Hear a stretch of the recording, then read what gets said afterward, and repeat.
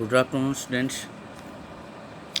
देखिएगा, अब इसके बाद जो मोस्ट इम्पोर्टेंट टॉपिक है वो आपके पास वेवी कर्व से हम इन इक्वेशन को कैसे सोल्व करेंगे। स्टार का निशान लगा देता हूँ। मोस्ट इम्पोर्टेंट टॉपिक है।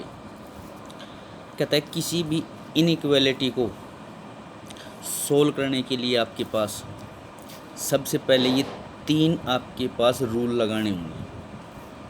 जैसे कि एग्जांपल के तौर पे ये इनइक्वालिटी है ग्रेटर देन 0, इसको सोल्व करके आपने x की वैल्यू बतानी है। सॉल्यूशंस का मतलब क्या होता है, वेरिएबल की वैल्यू निकालनी है, वो वैल्यू जो इस इनइक्वालिटी को सेटिस्फाई करवाएं। तो सबसे पहला स्टेप मैंने क्या लिखा है कि राइट मोस्ट साइड के अंदर यहाँ पर क्या बनाना है, आपने 0 बनाना है भाई। मान लीजिएगा यहाँ पर 6 इस साइड में दे रखा है तो इस साइड में लेके जाना पड़ेगा, या 11x माइनस जो भी साइड में है उसको इस साइड में लेके जाओ और राइट मोस्ट साइड के अंदर आप क्या बनाएंगे, 0। पहला स्टेप कंप्लीट करने के बाद दूसरे स्टेप के अंदर क्या कहता है, ये जो भी आपके पास पोलिनोमियल है इसके आपने फैक्टर बनाने हैं जितने बनेंगे। तो ये आपके पास क्यूबिक पोलिनोमियल है, तो इस क्यूबिक पोलिनोमियल के ये फैक्टर बनेंगे। ये याद रखना आपने, मोस्ट इम्पोर्टेंट पार्ट है, ये काफ़ी जगह पे यूज़ होगा कोचिंग के लिए। तो इसके आपके पास फैक्टर आपको याद रखना है, बाकी आपको बाद में बताएंगे किस तरीके से फैक्टर बनते हैं। तो अब इतना याद रख लेना। क्यूबिक पोलिनोमियल है तो x - 1, x - 2, x - 3 इसके फैक्टर बनेंगे। उसका ये बता देता हूँ, जैसे कॉन्स्टेंट टर्म है ना, इसके फैक्टर बना लो। 6 के फैक्टर क्या बनेंगे, 1, 2, 3 प्लस या माइनस। तो इनमें से एक फैक्टर का आपके पास पता चल जाता है तो बाकी दो फैक्टर हम कैसे निकालते हैं ये आपने 10th में पढ़ लिया होगा। उससे हम डिवाइड कर देंगे, वो क्वाड्रेटिक इक्वेशन आ जाएगी, उसको सोल्व करके दो फैक्टर और निकाल लेते हैं। वो 10th वाला काम है मेन। अब यहाँ पर +1 वाला काम देखिए, आपने बना लिए फैक्टर। नंबर 2 स्टेप होगा कंप्लीट। तीसरा स्टेप आपके पास क्या आता है, ये जो फैक्टर है हर फैक्टर के अंदर जो वेरिएबल है उसका कोफिशिएंट आप +1 बनाएंगे। जैसे सपोज कीजिएगा यहाँ पर 2x - 1 होता तो 2 कॉमन लेते आप, x - 1/2 को लिख देते। यहाँ पर अगर 2 - x होता तो माइनस का निशान आपने कॉमन लेना पड़ता। कहने का मतलब जो भी उस आपके पास फैक्टर आया है उस फैक्टर के अंदर जो वेरिएबल है उसका जो कोफिशिएंट है वो आपने +1 बना लेना है, जितने भी फैक्टर हैं सभी का। ये 3 स्टेप आपने कर लिया।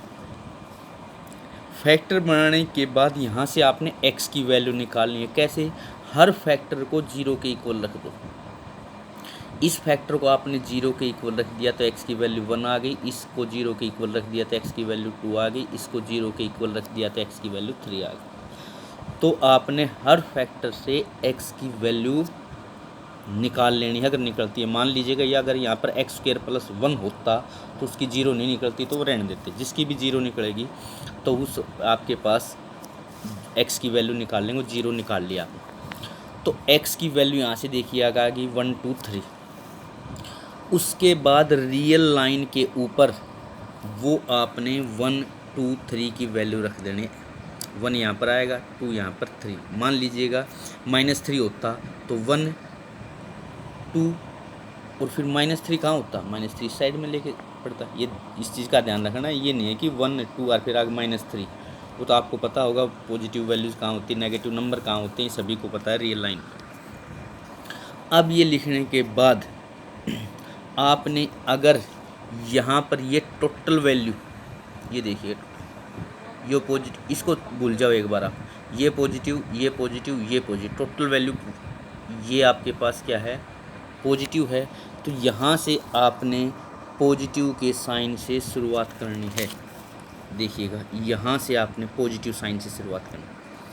अगर ये वैल्यू आपके पास नेगेटिव होती, मान लीजिएगा ये फैक्टर 2 - x होता तो माइनस का निशान आपने बाहर निकालना पड़ता, तो ये टोटल वैल्यू क्या हो जाती, नेगेटिव।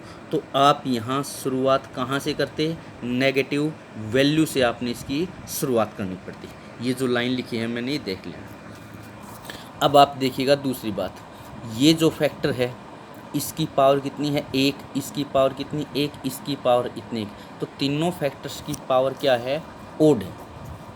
तो यहाँ पर आपने सबसे पहले ये पता किया अभी स्टार्ट कहाँ से करना है, यहाँ से पॉजिटिव से या नेगेटिव से आपने स्टार्ट